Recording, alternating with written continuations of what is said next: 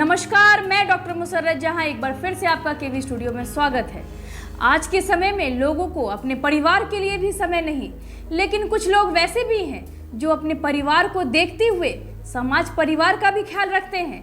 ऐसे ही आज हमारे अतिथि हैं उत्तम कुमार जी, जो नौकरी करते हुए समाज की सेवा कर रहे हैं। वे बहुत गरीब परिवार से थे, इसलिए उनसे बेहतर गरीब का दर्द कोई नहीं समझता है। आइए हम मिलते हैं उत्तम कुमार जी से और जानते हैं समाज सेवा का भाव उनको कहाँ से आया। नमस्कार उत्तम जी, आपका हमारे स्टूडियो में बहुत बहुत स्वागत।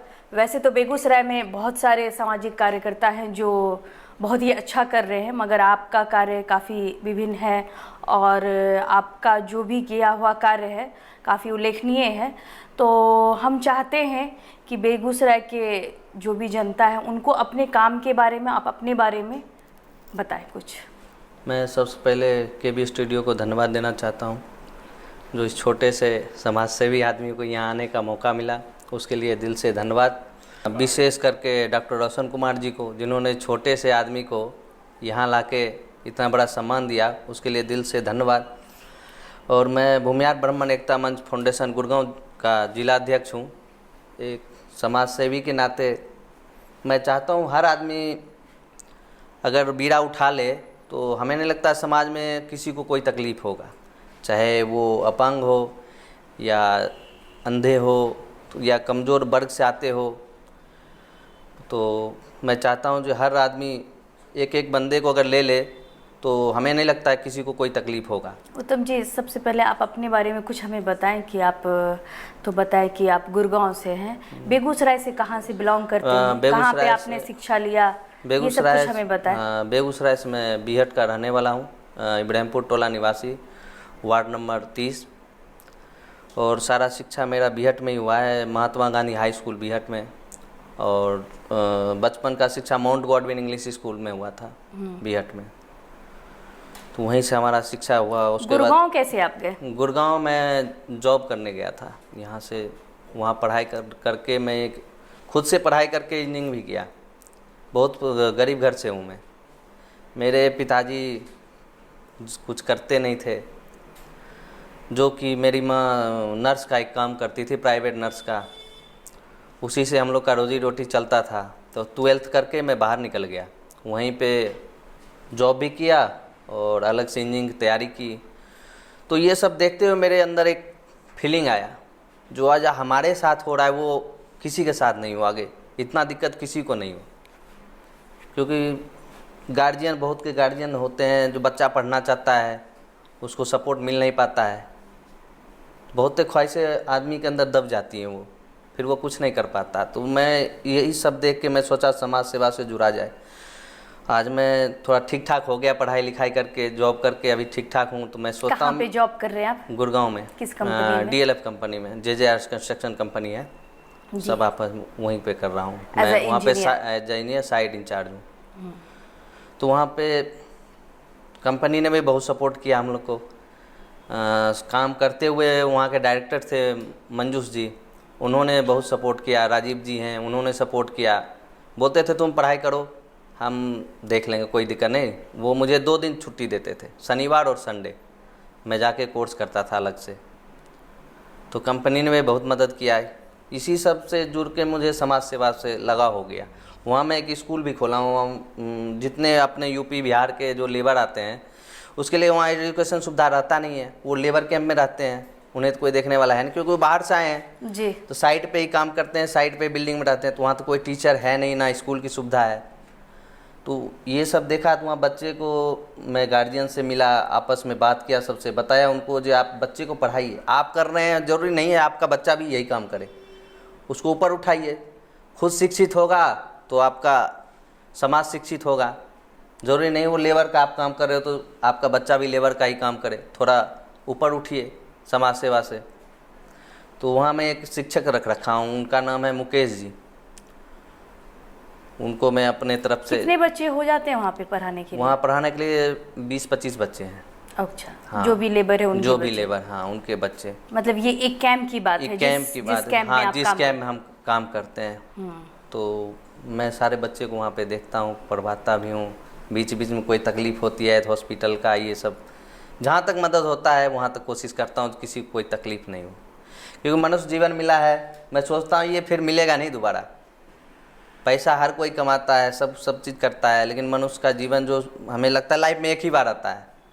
जितना अच्छा कर्म सोचता हूँ हो जाए हमारे हाथों से, बस इसी सेवा से जुड़ा हूँ। बच्चों को आपने गोद लिया है, गोद लेना बोलना सही रहेगा, क्योंकि आप उसका भरण पोषण से लेके उसकी पढ़ाई उसके सब पे खर्च करते हैं। उसके बारे में हमें कुछ बताएं।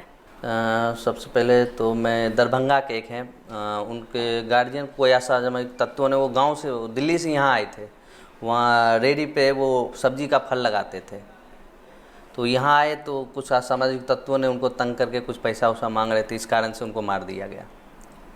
तो उनके अब कोई रहा नहीं, इंश्योरेंस भी कुछ नहीं था, ना कुछ करा रखे थे, सब्जी पर डेली लाना बेचना और खाना काम था, दिल्ली में रहते थे वो। तो उन्हीं का फेसबुक के माध्यम से मेरे पास फ़ोन आया एक को, उनकी लड़की का नाम था कोमल करके फ़ोन आया, वो 8 साल की लड़की है। एक लड़की है, 2 भाई, एक 5 साल का भाई है, एक 4 साल का भाई, वो 8 साल की लड़की। तो मुझे फेसबुक के माध्यम से मुझे कॉल की, बोले भैया ऐसे हो गया, कोई मदद नहीं है, मैं पढ़ूंगा कैसे, मुझे पढ़ने का बहुत है। तो मैं कहा आप कहाँ से बोल रहे हो? बोले मैं दरभंगा से बोल रही हूँ। बोले क्या? आपसे कांटेक्ट कैसे हुई? फेसबुक के माध्यम से। उन्होंने देखा मुझे समाज से, मैं लॉकडाउन में बहुत समाज से सेवा किया वहाँ पूरे गुड़गांव में, अपने बिहार यूपी के जितने थे प्रवासी मजदूर को डेली राशन देना, पानी देना, सारा कुछ जो सुविधा खाने पीने का, रहने के लिए उनको अलग से टेंट बनवा के दिया मैं वहाँ पे गुड़गांव में।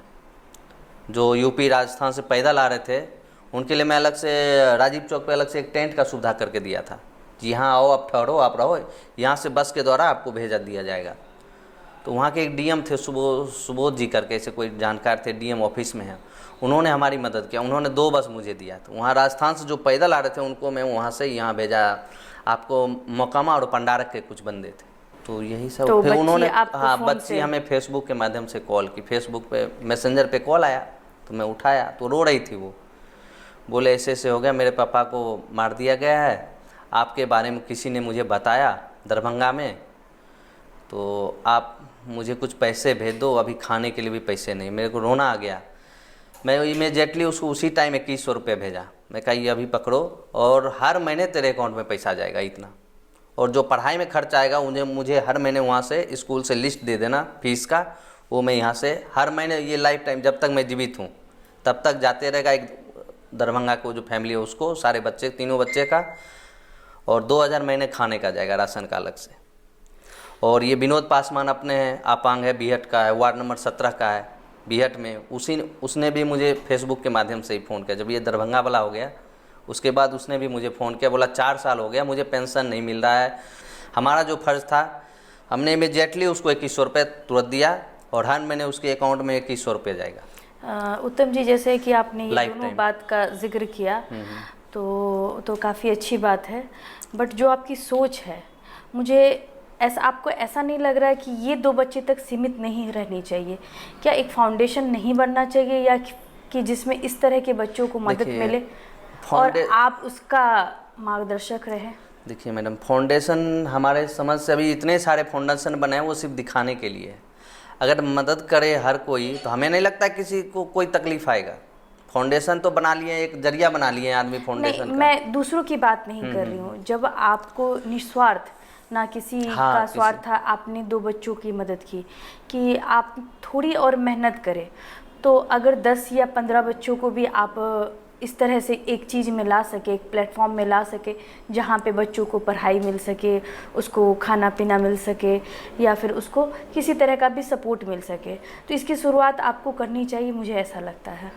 अभी उसके बारे में सोचा नहीं हूँ। मैं जहाँ तक सोचता हूँ, मैं मेरे जहाँ तक हुआ वहाँ तक करूँगा। फाउंडेशन, मैं इसलिए बोल रही हूँ ये बात कि एक आदमी की बात नहीं है, बस का बात नहीं है, ये बस की बात नहीं है। ये सोच, अगर आप जिस तरह से ये इस स्टूडियो में हम इस तरह से इसलिए बोल रहे हैं कि अगर इससे जो जुड़े लोग हैं, और बहुत ऐसे लोग हमारे से अभी मिल रहे हैं जो सामाजिक कार्य कर रहे हैं, और वो सेल्फ डिपेंड होके कर रहे हैं। अगर कुछ बेगूसराय के कुछ लोग यूनिटी बना के अगर ऐसा करें, तो मुझे लगता है कि बड़े स्तर पे काम हो सकता है। अगर हमें कोई ऐसा गार्जियन मिलते हैं, मार्गदर्शक मिलते हैं, तो मैं चाहूँगा एक फाउंडेशन बने, बेगूसराय में बने, चाहूँगा जब फाउंडेशन ज़रूर बने, एक अच्छे मार्गदर्शक हो, फाउंडेशन बना दे, फिर वो चला नहीं, बच्चे को देख नहीं रहा है क्या हो रहा है नहीं, फिर बदनामी वाली बात शुरू हो जाती है ना।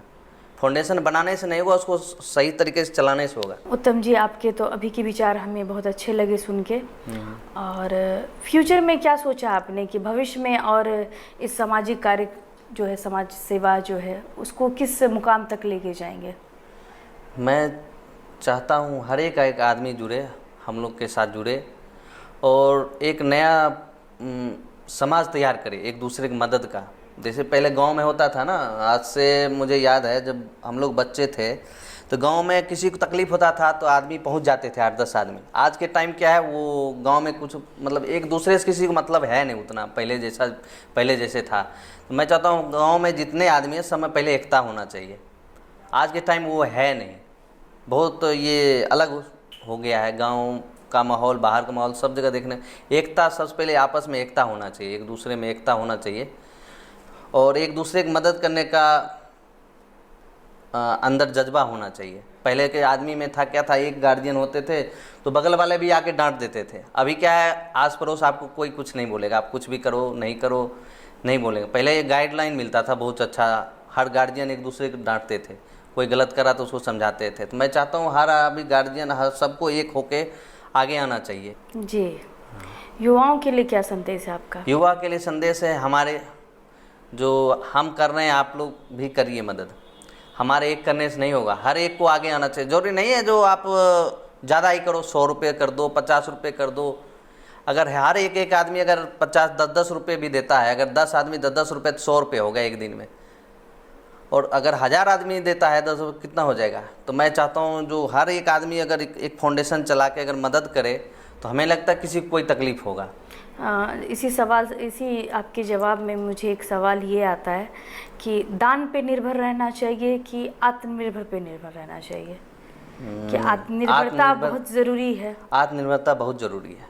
फाउंडेशन के माध्यम से, जैसे वो अपंग है तो जरूरी नहीं वो पैर से हो सकता है, हाथ तो उसका काम, तो उसको हाथ वाला कुछ सिलाई मशीन का ट्रेनिंग दिया जाए, कंप्यूटर सिखाया जाए, इस तरह का उसको ट्रेनिंग इस तरह दिया जाए जो अपना जीवन यापन कर पाए, किसी दूसरे पे खुद पे निर्भर हो, दूसरे पे निर्भर नहीं हो।